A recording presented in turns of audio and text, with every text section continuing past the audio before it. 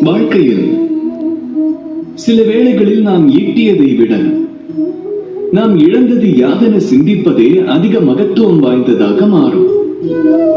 இருப்பினும் எதன் மேல் நாம் அதிக கவனம் செலுத்துவது அவசியம். செவிமடுங்கள். வாழ்க்கையில் எக்கணமும் லட்சியத்தை தேர்ந்தெடுக்கையில் பிரமை குறித்த கவனம் தேவை. ஏனென்றால் அது தங்கள் இலக்கினை திசை திருப்பி விடலாம். யாத்திரை செய்கையில் சோம்பல் குறித்த கவனம் அவசியம் தேவை. ஏனெனில் அது யாத்திரையை பூர்த்தி செய்ய அனுமதிக்காது. நியாயம் வழங்குகையில் நட்புறவிடத்தில் கவனம் தேவை. நட்புறவானது தமது நியாயம் வழங்கும் ஆற்றலினை பலகீனமாக்கிவிடலாம். தாம் ஒரு நாள் வெற்றியடையும் தருணத்தில் ஆணவத்திடம் கவனம் தேவை.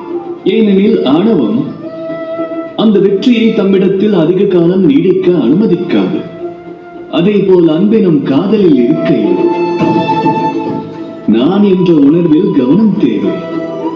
ஏனெனில் நான் எனும் உணர்வு நாம் என்ற உணர்வுக்கு இடமளிக்காது.